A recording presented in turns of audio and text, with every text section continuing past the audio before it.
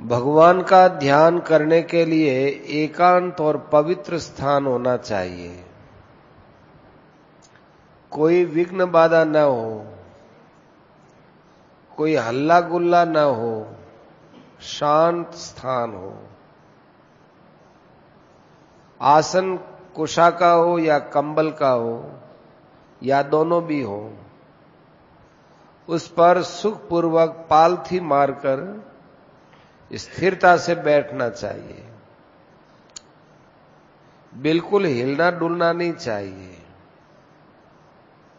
पास में कोई बैठा हो तो उससे थोड़ा अलग बैठना चाहिए, किसी का स्पर्श नहीं होना चाहिए। महर्षि पतंजलि ने कहा है, स्थिर सुखम आसनम। आसन ऐसा होना चाहिए कि जिसमें आप आराम से बैठ सकें और अचल रह सकें।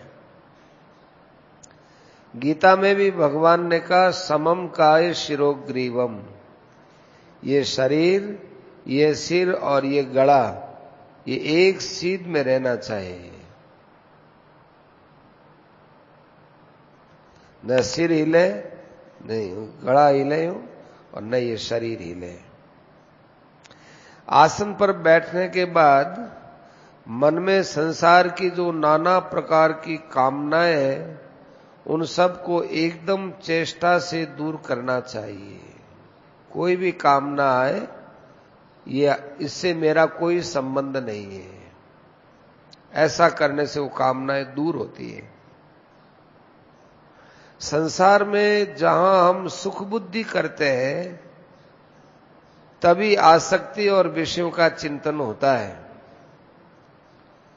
अपने मन को पहले से ही समझा दो कि देखो मन, तुमने खूब संसार में भटकाव करके देखा है, तुमको कहीं सुख मिला है क्या? ईमानदारी से पूछो। बहुत आसक्ति कर ली, बहुत कामना कर ली, बहुत भोग भोग लिए, पर तुमको कहीं सुख मिला है क्या? पदार्थों में जो सुख दिखता है वो अज्ञान से दिखता है। वास्तव में संसार में सुख नहीं है। संसार परिणामी है, विनाशील है, अनित्य है, इसलिए इसको भुला देना चाहिए। ये पहले से विचार करें। संसार को नाशवान और क्षण भंगुर समझकर संकल्प रहित होकर बैठ जाना चाहिए। संसार में यदि सत्ता है या इसमें आसक्ति है, दिखती है, तो इसको विचार के द्वारा ही दूर करना चाहिए, फिर ध्यान में बैठना चाहिए। सर्वप्रथम ये विचार करना चाहिए, एक निर्गुण निराकार सच्चिदानंद घन परब्रह्म परमात्मा सदा सर्वदा सर्वत्र है, और यही भगवान सगुण निराकार में प्रकट होते हैं और फिर सगुण साकार में प्रकट होते हैं। जैसे आकाश में निराकार रूप से जल रहता है और वही जल भाप के रूप में प्रकट होकर बादलों का रूप धारण करता है, फिर वही जल बर्फ के रूप में बरसने लगता है। विचार करो, आकाश में जो निराकार रूप से जल है, वही बादल के रूप में, वही बूंदों के रूप में, वही बर्फ के रूप में है। एक जल के जब इतने रूप बन सकते हैं, तो फिर निर्गुण निराकार परमात्मा, वो सगुण निराकार और फिर महान प्रकाश रूप से सगुण साकार रूप से प्रकट हो जाए तो आश्चर्य क्या है। धातु रूप से विचार करने पर निर्गुण सगुण साकार निराकार एक ही है, जैसे जल तत्व एक ही होता है। एक सच्चिदानंद परमात्मा के अतिरिक्त वास्तव में कोई नहीं है, कोई वस्तु है ही नहीं। ये जल तो एक विकारी है, परमात्मा ऐसे विकारी नहीं है। वो ब्रह्म निर्विकार है, उसमें कोई विकार नहीं होता। विकार से परे अज्ञानी मनुष्यों को जो अपना विकार ब्रह्म में दिखता है, विकार से परे अज्ञानी मनुष्यों को अपना विकार ब्रह्म में दिखता है। निज अज्ञान राम पर धरे, जो विकार हमको दिखता है तो खुद का विकार ब्रह्म में दिखता है। जैसे अपने चेहरे पर कोई मस्सा हो, वो कांच में दिखता है, तो कांच में जो मस्सा है फोटो में, वो वास्तव में हमारा मस्सा उसमें दिख रहा है, उसमें तो विकार है नहीं, कांच में थोड़े ही विकार है। जैसे आकाश एकदम निर्मल है, उससे भी बढ़कर भगवान निर्मल है। भगवान के जो भक्त हैं वे भगवान के सगुण साकार रूप को देखना चाहते हैं। भगवान उनके प्रेम के कारण निराकार साकार के रूप में आ जाते हैं। उन भगवान के जो गुण हैं वो भी दिव्य है, चेतन है। भगवान का जो साकार रूप है वो भी चेतन है। जब भगवान अवतार लेते हैं तब अपने पर एक माया का पर्दा डाल लेते हैं, असली रूप को छिपाकर चलते हैं। परंतु अपने विशेष भक्त होते हैं, उनके सामने अपना असली रूप प्रकट कर देते हैं। इसलिए भक्तों की दृष्टि तो दिव्य हो जाती है और लोग उनको सामान्य दृष्टि से औरों को देखते हैं, वैसे भगवान को देखते हैं। अब यदि आप ये कहो कि भगवान का जो स्वरूप अलौकिक है, दिव्य है, चिन्मय है, गुणों से संपन्न है, फिर ऐसे भगवान का स्वरूप सगुण साकार के रूप में कैसे प्रकट हो जाता है? तो कहते हैं भक्तों के प्रेम के कारण। तो भक्तों के प्रेम के कारण भगवान आ जाते हैं, ये बात इतनी विशेष युक्ति संगत बैठती नहीं है। निर्गुण निराकार ब्रह्म सगुण साकार के रूप में आते हैं, ये उनकी स्वयं की संकल्प और लीला की बात है, ये बात बैठती है। भगवान का संकल्प होता है, ये बात ठीक है। भगवान असंभव को संभव कर देते हैं। जहां हमारी बुद्धि नहीं पहुंचती, युक्तियां नहीं पहुंचती, वहां भगवान सब कुछ कर सकते हैं। उनके लिए कोई बात असंभव नहीं है। समस्त साकार पदार्थ पहले निराकार थे, सारी सृष्टि पहले निराकार थी। अव्यक्ताद् व्यक्तयः सर्वाः, इस अव्यक्त की सारी व्यक्तियां उस अमूर्त से सारी मूर्तियां मूर्त हुई है। मूर्तिमान जितने पदार्थ हैं उनके दो रूप प्रत्यक्ष में आते हैं, सब चीजों में आते हैं। मैंने जल के विषय में कहा, अग्नि के विषय में भी ऐसा ही है। दिया सड़ाई में आग रहती है, वो निराकार है, घिसो तो प्रकट हो जाती है। ऐसे ही पृथ्वी है, ऐसे ही सब पदार्थ है, पहले निराकार होते हैं फिर साकार होते हैं। पर ये सब विकारी है। विकारी माने इनमें बदलाव होता है। परमात्मा निराकार रूप से होकर साकार रूप में आते हैं तो उनकी निर्विकारता ज्यों की त्यों रहती है। यही भगवान में और दूसरों में विशेषता है। वे अपनी योग माया से प्रकट होते हैं, लेकिन हर किसी को नहीं दिखते। नाहम प्रकाश है सर्वस्य योग माया समावृत है। मूढ़ोयम ना भी जानाति, लोग मुझे नहीं जान सकते। भक्त लोगों के सामने वो पर्दा हटाता हूं तभी वो भक्त लोग जान सकते हैं। कितनी बढ़िया बात कही है शिवजी ने कि हरि व्यापक सर्वत्र समाना, प्रेम ते प्रकट होई में जाना। यहां हरि व्यापक दिया है। हरिर हरति पापानि, जो हरता है, पापों को हरता है, इसलिए इसका नाम हरि है। हरि शब्द के उच्चारण मात्र से पाप दूर हो जाते हैं। हरि शब्द परमात्मा का नाम है, पापों को दूर करता है, इसलिए उसका नाम हरि हो गया। खूब नाम है उनके।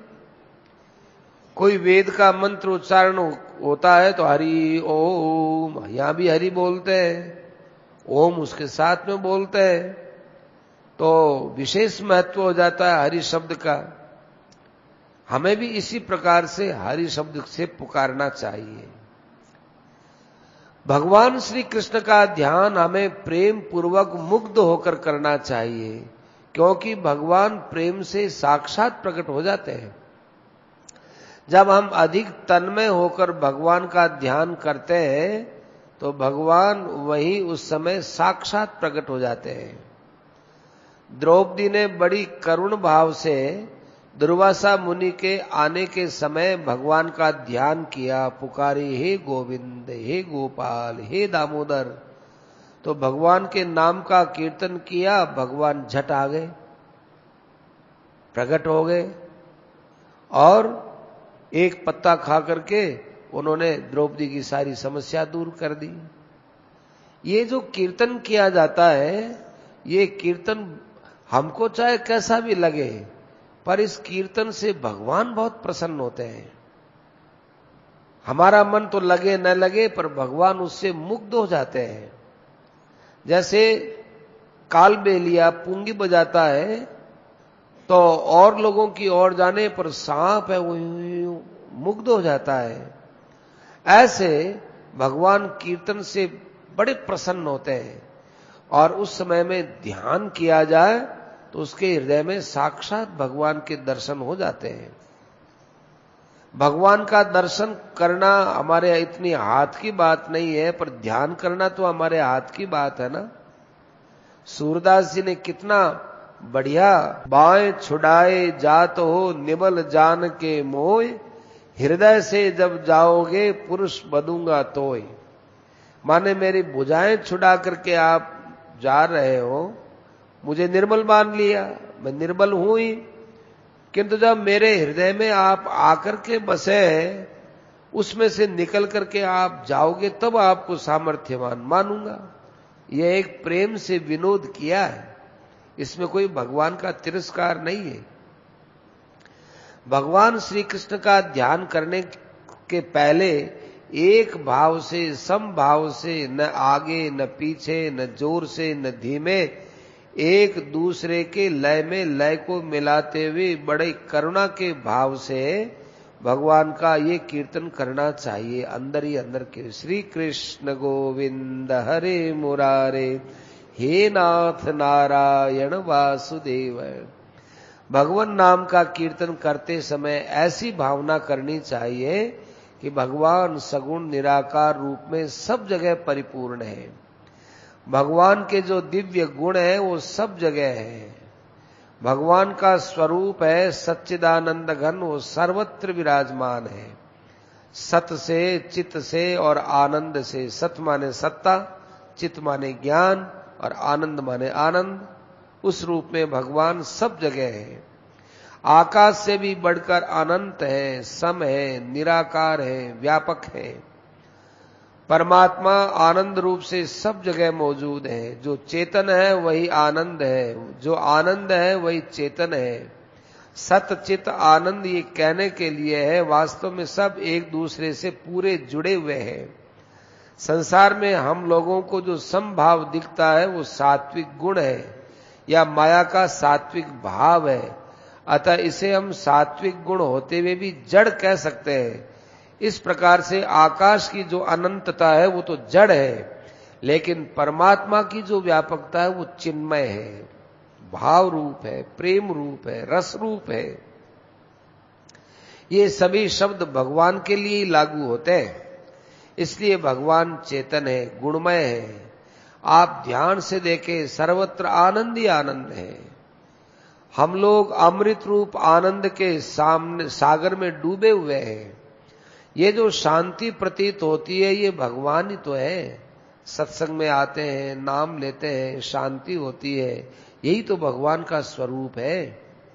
इस प्रकार से भगवान में क्षमा, शांति, समता, संतोष, सरलता, न जाने कितने कितने दिव्य गुण समाये हुए हैं। जितना जो कुछ हम लोगों को गुण दिखता है वो सब गुण भगवान से प्रकट हुए हैं। प्रकृति का जो सात्विक भाव है इसे ही समष्टि बुद्धि बोलते हैं, महतत्व बोलते हैं। उस बुद्धि रूप आईने में भगवान प्रतीत होते हैं। भगवान के ये भाव प्रकट हो रहे हैं तो भगवान वास्तव में चिन्मय है। भगवान के स्वरूप का, भावों का, गुणों का जो समूह है वह शुद्ध बुद्धि और समत्व बुद्धि में उतरता है। आज इतना सुनते हुए भी हमारे अंदर भगवान की बात बैठती क्यों नहीं कि वो कहां आकर ठहरे भाई। बुद्धि हमारी मलिन हो रही है, भोग पदार्थ आदि की इच्छाएं बुद्धि के अंदर पड़ी है, वहां भगवान का रूप आकर के कैसे भी उसमें विराजमान हो। प्रकृति जड़ होने के कारण से उसको हम जड़ कहते हैं, किंतु जो बुद्धि के अंतर्गत आते हैं वो बुद्धि से मिले होने के कारण जड़ से प्रतीत होते हैं, पर वास्तव में भगवान जड़ नहीं होते हैं।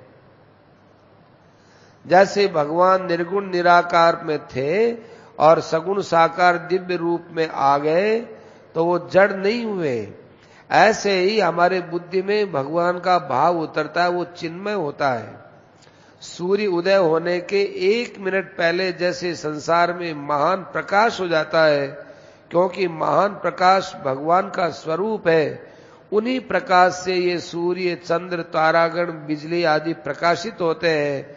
वही एक महान प्रकाश का पुंज भगवान श्री कृष्ण का दिव्य स्वरूप है। वही प्रकाश का पुंज होने से साकार रूप में दिखता है। इसलिए भगवान को गोविंद गोविंद गोविंद करके पुकारना चाहिए। रामचरितमानस में कितनी बढ़िया बात आई, नाथ सकल साधन में हीना, कीनी कृपा जानी जन दीना। हे नाथ, मैं तो कुछ साधन जानता भी नहीं हूं, आपने कुछ ऐसी कृपा की है, मुझे दीन जान करके बस आप मेरे ध्यान में आ गए। भगवान का स्वरूप 4 फुट लंबा है। ध्यान करो तब बता रहे हैं, 4 फुट से 4.5 फुट बस, और उनकी आयु लगभग 12 वर्ष की है। भगवान आकाश में बहुत सुंदर चमक रहे हैं। उनके चरण बड़े सुंदर है। चरणों के तलवों में गुलाबी रंग की झलक है और भगवान के चरणों के नीचे एक ऊर्ध्व रेखा है। अंगुलियों के नीचे चक्र है, शंख के भांति रेखाएं हैं। ये पैर की अंगुलियों की बात चल रही है। तलवों के बीचों बीच ध्वजा है, अंकुश है, वज्र का चिन्ह है। भगवान अब और निकट पहुंच गए हैं, ऐसा मन में ध्यान करो। अतः उनके चरणों का ऊपरी भाग भी अब दिख रहा है। ऊपर का भाग भी बहुत कोमल है। अपने मन से छुओ, अपने हाथ से, और छूते ही एकदम रोमांच होता है, आनंद की लहरें उठनी चाहिए। जिस प्रकार सागर में जल की लहर उठती है, उसी प्रकार शरीर में आनंद की लहर उठती है। भगवान के चरण तथा उनकी अंगुलियां भी बड़ी अलौकिक हैं, सुंदर हैं। उनकी अंगुलियां, चरणों की अंगुलियां ऊपर से यूं गोल गोल हैं, गोल गोल, और उनके नाखून अलग से ही चमक आ रही है। थोड़ा और ऊपर टखने के यहां भगवान के नूपुर चमक रहे हैं। फिर पिंडलियां, फिर दोनों पैर, फिर जंघाएं सुंदर है और पीतांबर पहने हुए हैं। इससे भगवान का स्वरूप सुशोभित हो रहा है। पीतांबर बहुत झीणा झीणा है, जिससे भगवान का स्वरूप उसमें से झलकता, चमकता है, प्रत्यक्ष सा दिखता है। भगवान केसरिया रंग का जामा पहने हुए हैं, वह भी बहुत ही झीणा है, उसमें से भी भगवान का स्वरूप बाहर आ रहा है। गले में बड़ी सुंदर वनमाला पहने हुए हैं। माला में पुष्पों के साथ साथ तुलसी के पत्ते के गुच्छे भी गूंथे हुए हैं। गले में मोतियों की भी माला है अलग से, उसमें घूंची पिरोई हुई है, गुंजा। ये मोती और गुंजा, इन दोनों का रंग आपस में एक दूसरे में जाने से और भी शोभा बढ़ गई है। गले में एक रत्नों का कंठा है और एक रत्न जटित हार भी है। भगवान की दोनों भुजाएं घुटने तक लंबी है। भगवान बंसी बजा रहे हैं। बाएं हाथ में बंसी धारण किए हुए, दाएं हाथ से सुर चला रहे हैं। बंसी का अग्रभाग भगवान के अधरोष्ठ पर है, यहाँ अधर ओष्ठ पर।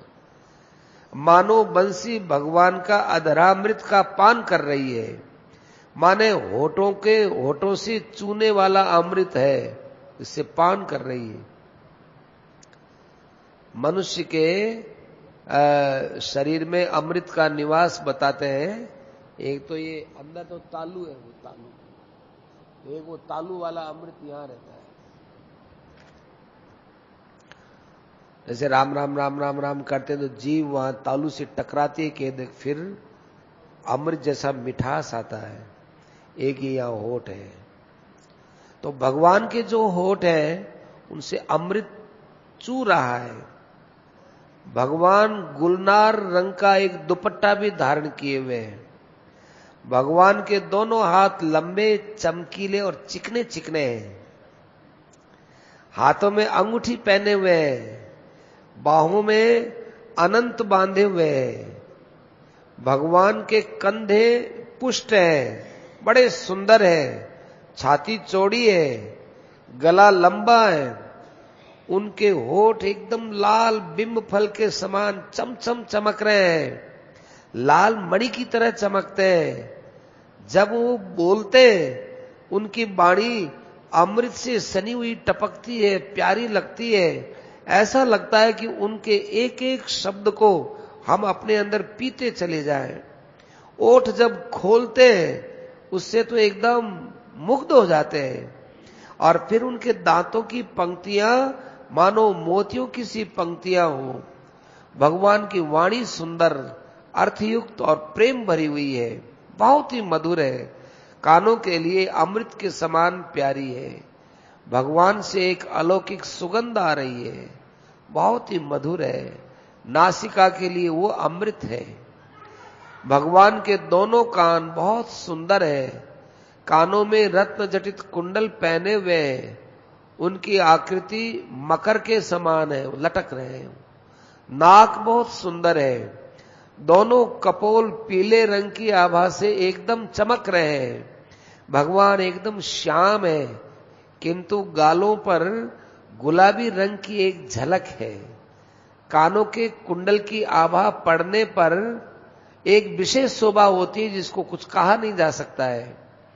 भगवान के दोनों नेत्र खुले हुए हैं और चपल हैं, माने अंदर से चपल है। वे नीले रंग के दो खिले हुए कमल के सदृश हैं। ये नेत्र, भगवान के नेत्रों की आकृति कमल की पंखुड़ियों के समान है। उनके नेत्रों का खिलना पुष्प, कमल के पुष्प के समान है। भगवान का मुख भी गुलाब के पुष्प सा खिला हुआ है। भगवान हंसते हैं तो मानो प्रेम की बरसाई कर रहे हैं। जब भगवान आकाश में फिर ऊपर को उठ जाते हैं, ऐसे ध्यान में यूं ऊपर उठ जाते हैं, आकाश में जाकर के नेत्रों के द्वारा अब हम लोगों के ऊपर खूब प्रेम की वर्षा कर रहे हैं। और हम उस बरसात में ऐसा जैसे हम स्नान कर रहे हैं, डूबे हुए हैं, हम मुग्ध हो रहे हैं। उस प्रेम के अंदर आनंद ही आनंद है, आनंद ही आनंद है। वो प्रेम और आनंद हम बता नहीं सकते, एक अलौकिक रस है। इसलिए उसको हम रस ही कह सकते हैं, और क्या कहें। भगवान सबको समभाव से देखते हैं, इसलिए प्रभु का नाम समदर्शी है। वो समता की भी वर्षा कर रहे हैं। हम लोगों की अब विषमता चली गई। अब हमारे अंदर राग द्वेष आदि माया का कोई कटक नहीं रहा। भगवान जहां विराजमान रहते हैं वहां से माया कोसों दूर चली गई।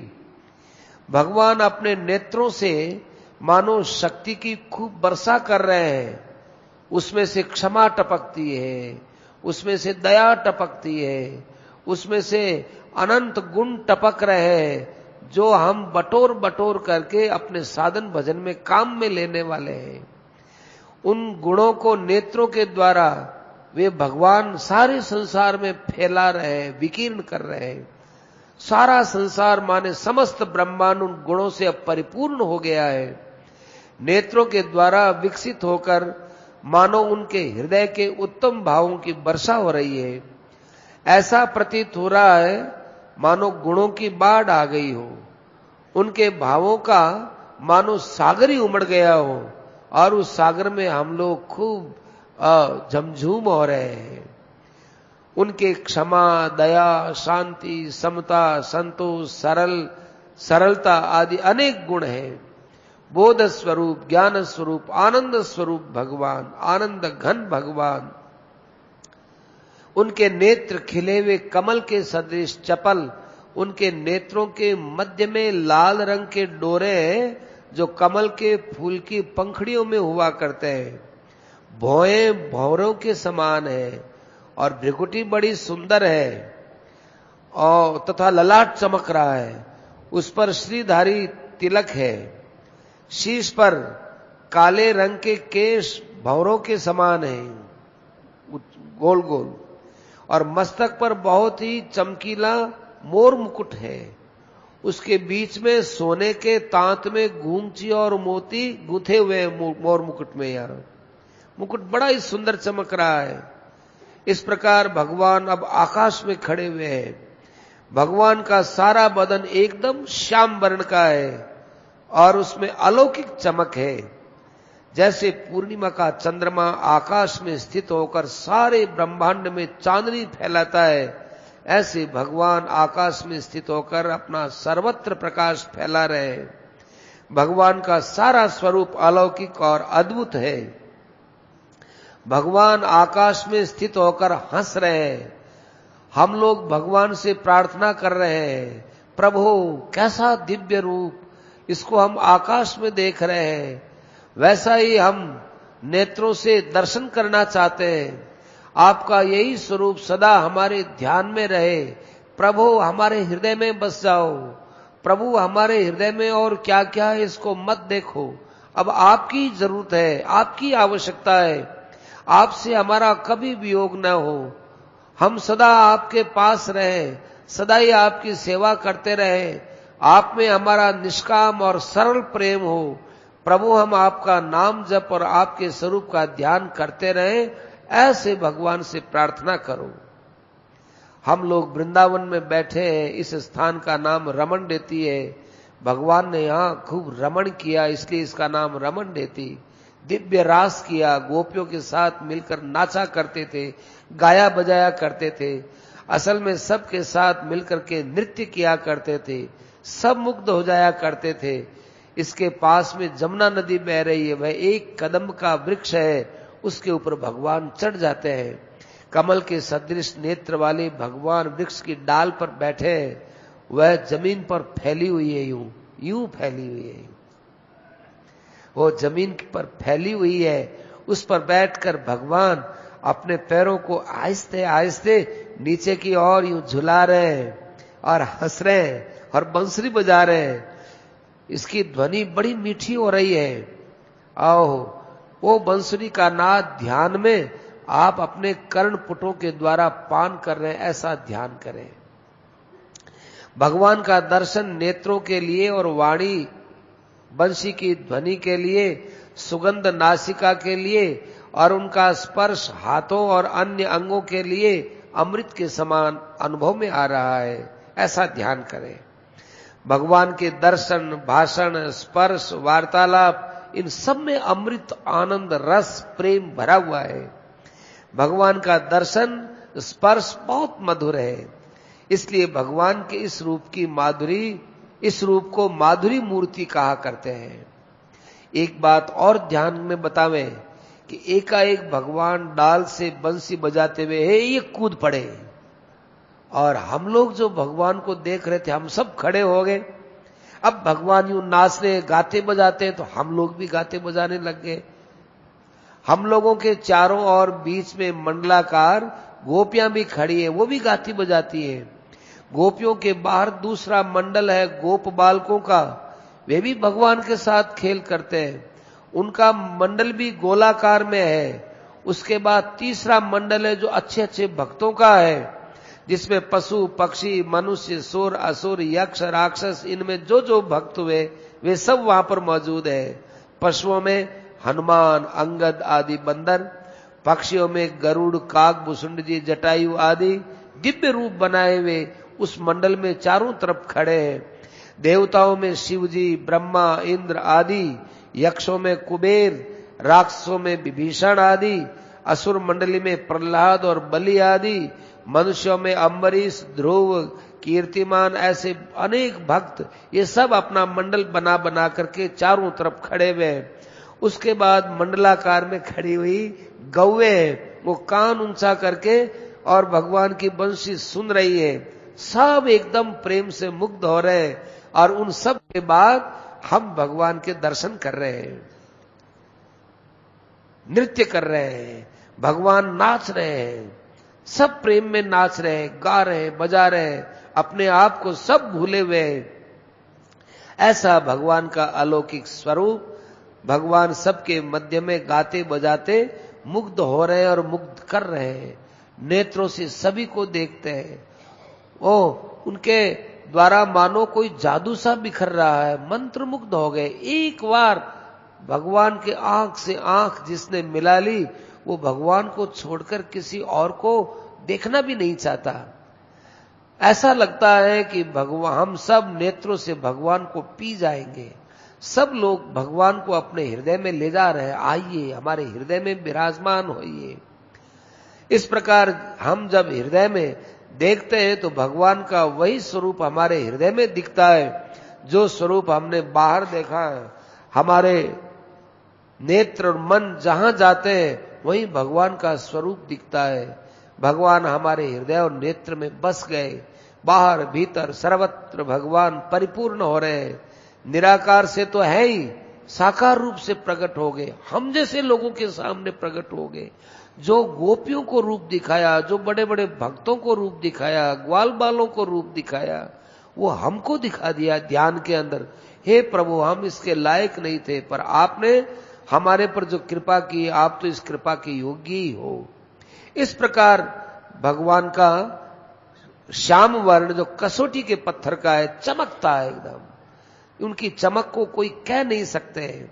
भगवान की तुलना किसी के साथ नहीं हो सकती। कहे कि भगवान पुष्प के समान कोमल है, ये भी नहीं कह सकते। मखमल के समान कोमल है, ये भी नहीं कह सकते। नवनीत के समान उदाहरण नहीं दे सकते कि नवनीत में अंगुली बैठ जाती है और वह बहुत गीला भी होता है। अब कैसे कहें भगवान को?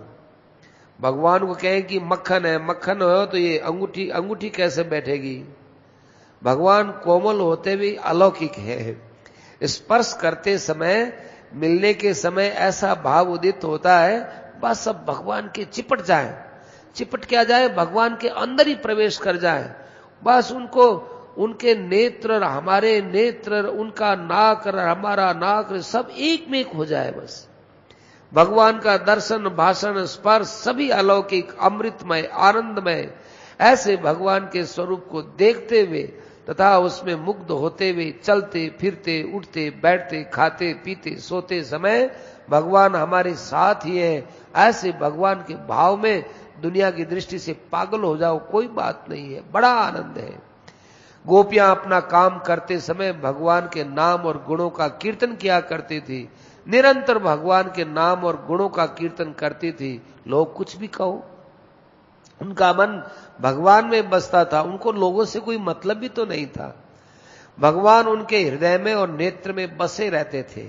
गाय दूते समय, दही बिलोते समय, रसोई बनाते समय, घर में झाड़ू देते समय, बच्चों को नहलाते समय, घर लीपते समय, प्रत्येक कार्य करते समय भगवान के नाम और गुणों का गायन करती हुई और भगवान का मन से ध्यान करती हुई गोपियां कैसी भगवान के लिए पागल हो गई थी। ऐसा पागलपन अपने में भी आना चाहिए। प्रत्येक कार्य करते समय में भगवान का नित्य निरंतर स्मरण करना चाहिए। सोने के समय भगवान के नाम और गुणों का ध्यान करते हुए शयन करना चाहिए। और जिस प्रकार से महान रास होता है, उसमें सभी लोग प्रेम से नाचते गाते बजाते, उसी प्रकार से हम लोग इस समय महान रास में सम्मिलित होकर के भगवान के नाम और गुणों का गान करते हुए परिक्रमा कर रहे हैं। भगवान के बहुत से नाम हैं, अनंत नाम है। श्री कृष्ण, वासुदेव, नारायण, मधुसूदन, हमारा मन भगवान में और उनके नेत्र हमारे सन्मुख है, वे हम लोगों को एक साथ समभाव में देखते हैं। ऐसा प्रतीत होता है कि मानो भगवान हमारे एकदम सन्मुख है। भगवान हमको बहुत चाहते हैं। कितनी बढ़िया बात है, भगवान हमको बहुत चाहते हैं। एक बार भगवान की चाहना की ओर दृष्टिपात करो। देखो, हमको रिझाने के लिए भगवान नाच रहे हैं, हम ही को रिझाने के लिए, प्रसन्न करने के लिए भगवान गा रहे हैं, हम ही को प्रसन्न करने के लिए भगवान बजा रहे हैं। भगवान को दया आ रही है। जैसे माँ किसी बच्चे को पीटने के बाद प्यार करती है, बहुत प्यार करती है, इसी प्रकार से हमको कितने ही जन्मों में कितने शरीर धारण करवा कर हमको दंड दिया। अब भगवान इस मानव शरीर में मानो हमसे बहुत प्यार कर रहे हैं। ऐसे करते करते भगवान वापस आकाश में चले गए। आकाश से वापस कदम वृक्ष पर आकर बैठ गए। फिर पैरों को हिलाते हैं, फिर थोड़ा गर्दन को हिला करके मटकाते हुए नेत्रों से हमारी ओर देखते हैं, हमको ललचाते हैं और फिर प्रेम से बंसी बजाते हैं और फिर डाल पर से उछल करके बीच में ही हम लोगों के बीच में आकर कूद पड़ते हैं और खूब जोर से खिलखिलाकर हंसते हैं और नाचते हैं, बजाते हैं। बंसुरी को हाथ में लिए हुए यूं छोटे से भगवान 12 वर्ष के वो नाचते हैं, फिर खड़े हो जाते हैं। एक पैर तो खड़ा है, दूसरा पैर की एड़ी जुड़ी हुई है, मात्र पंजा जमीन पर है। ऐसी बांकी झांकी से खड़े होते हैं। पैर टेढ़े, कमर टेढ़े, खड़े भी टेढ़े, हाथ भी टेढ़े, बंसी भी यूं टेढ़ी, गला भी टेढ़ा, मुकुट भी टेढ़ा, नेत्र भी यूं टेढ़े, सब प्रकार से टेढ़े हुए हैं। ये टेढ़ी झांकी होने से ही इनको बांके बिहारी बोलते हैं। सब जगह से बांके हैं। कभी आकाश में स्थित होकर एक प्रकार से सबके ऊपर अपना प्रभाव, अपना जादू डालते हैं। कभी आकाश में चले जाते हैं, कभी उछलकर कदम पर बैठते हैं, कभी कूद पड़ते हैं, कभी नाचते हैं, कभी गाते हैं। ये सब भगवान की एक अलौकिक लीला है। इस लीला को आप खूब ध्यान में लेकर के इसमें खूब मग्न हो जाइए, विचार कीजिए। यही आनंद आपके जीवन का सर्वस्व है। नारायण नारायण।